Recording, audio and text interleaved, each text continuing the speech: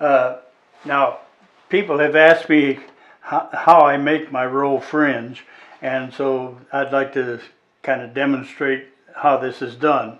First of all, I use 10 pieces of roll fringe, not because there's anything magic about that, it's just that's what fits in this ferrule.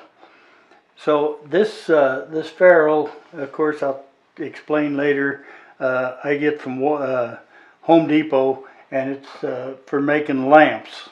And the same way with the part that goes into the fan, onto the fan.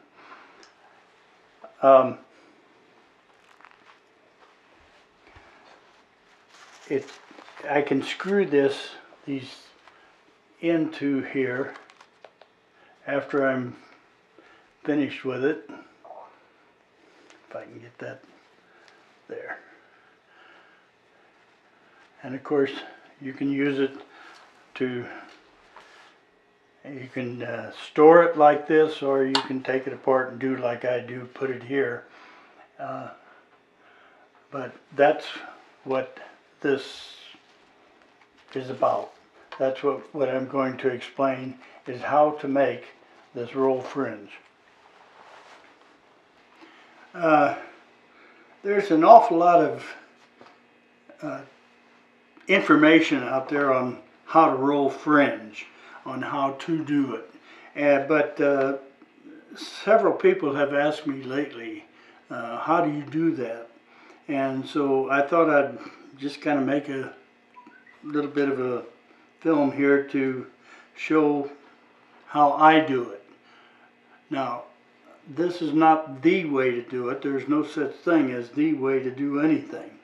So this is just my way of making the film. Now, incidentally, before I start, I'm left-handed. And so you righties are going to have to do what us lefties have had to do all our life. We have to transfer it over, change it over in our mind on how to do it right-handed. Okay, I get my hides from Hagel Tannery in Kalispell, Montana. I like their hides because, first of all, they're just a traditional tan, and there's nothing special. There's just a regular tan, but they're suede on both sides, and I like that because, well, it gives you a nice, even piece of roll fringe all the way down, and the price is pretty equivalent to what Tandy does. Now, I cut my fringe with a roller knife, and I usually use 10 fringes on a fan.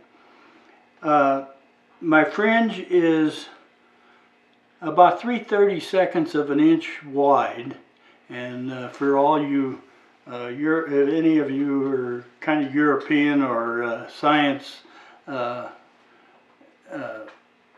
involved, it's 3 millimeters and about 14 or about 28 inches long. Now, to begin with, I stretch the hide and stretch it just as long as the hide will stretch. Don't pull it too hard or it'll break. Once it's stretched, I then simply fold it in half, and with my right hand I hold the bent end, if you will. I then lay it parallel and dip my hand in water. I do not wet my hand, I simply moisten it. If you wet your hand, you get the hide wet, the hide's going to get hard. So I just moisten my hand so that my hand isn't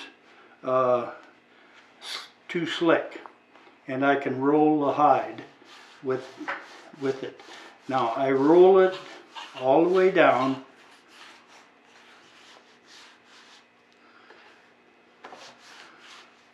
Now this doesn't make roll fringe. All it does is kind of condition the hide and getting it ready to roll. Before I go on and actually roll the hide, let me give you an idea on the materials I use. First of all, I use a piece of slate. Now, I don't know where I got this slate, but it's approximately 24 inches by 17 inches. And I use the rough side, not the slick side of the slate. So most people use their leg. For some reason or another, I can't seem to do that. Besides my roller knife for cutting my fringe, see, I've cut 10 pieces ready to go. I also have to have a razor knife, an ice pick or an awl. I prefer the ice pick, a pair of scissors, a ruler, and a piece of wood. This piece of wood is about 2 inches wide and about 14 inches long. It's nothing special, just a piece of pine, and I'll demonstrate what that's used for. And a pan of water. The pan of water, of course, is for moistening my hands. Now, after I finish all of rolling the fringe, I'll demonstrate what I use the thread for, super glue, and for those of you who get this stuff like I do once in a while kind of dirty, I use white shoe polish to whiten it up again. Okay. Now, let's actually roll the fringe. Again, and with my right hand, I hold the end of the leather, and I separate the two strands, about like so. Again, moisten my hand, make sure it's not wet, and then about 6 inches down, I start, and I roll the fringe as tight as I can roll it, and then I release it and reposition it, and I roll it the second time, and this time I have a good tight roll, and then I release my right fingers and I have the first roll. I hold that again, and I'm ready to do my second roll. Again, I keep my hand moist, roll it again, twice, just like before, and then release it. Again, gives you a nice tight roll. And it usually takes about 3 times to do that. Each time I moisten my hand, roll it the third time. Now remember, I want my fringe 10 inches long. That's where the ruler comes in. I measured the 10 inches. I've gone quite a bit further than I need to, so I simply unroll it down to 10 inches. Now, there. When you look at the fringe, one side is usually a little thicker than the other side, and this is pretty thin here. If you need it a little thicker, you can take your fingernail and mash that flat. And then you take your razor knife and make a very tiny slit right there below the last roll, just about 1/8 of an inch long. I then take my awl or my ice pick and put it through that slit just to open the hole up. I try not to make the hole any bigger, and it come out.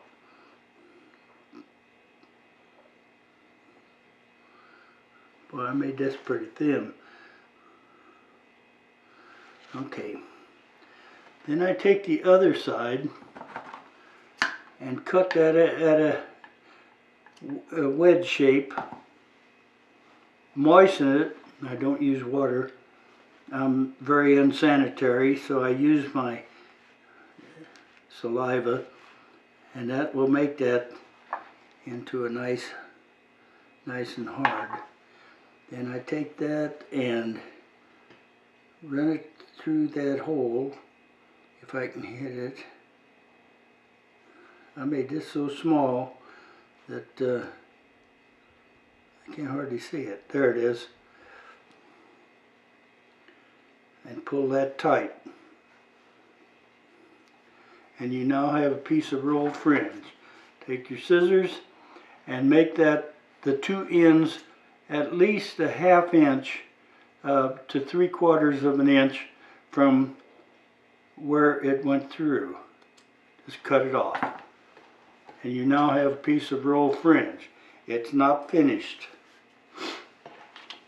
I lay it out flat, take my piece of wood and simply roll it. And now you have a nice, even, neat piece of rolled fringe. There you go. Nice, and see, here's your two ends, and it's ready to go. After I make all 10 of them, and I get ready to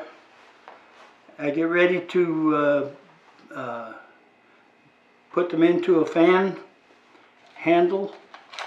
Most people use 410 cleaning rod ferrules. I don't. I go to Home Depot and I buy these pieces for making lamps.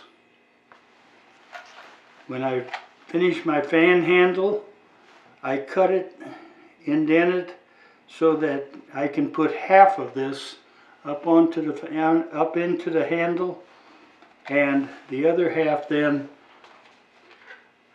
I take my roll fringe and wrap the end, wrap this in very tight with thread, and then take a bit of super glue and just put a drop on there, let it set up, and then stuff it up into this, and that screws into this part.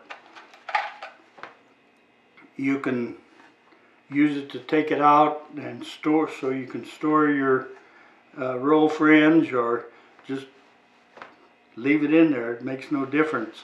They tell me in Oklahoma they don't like to take that out and store it and all that kind of stuff, so they just leave it in place.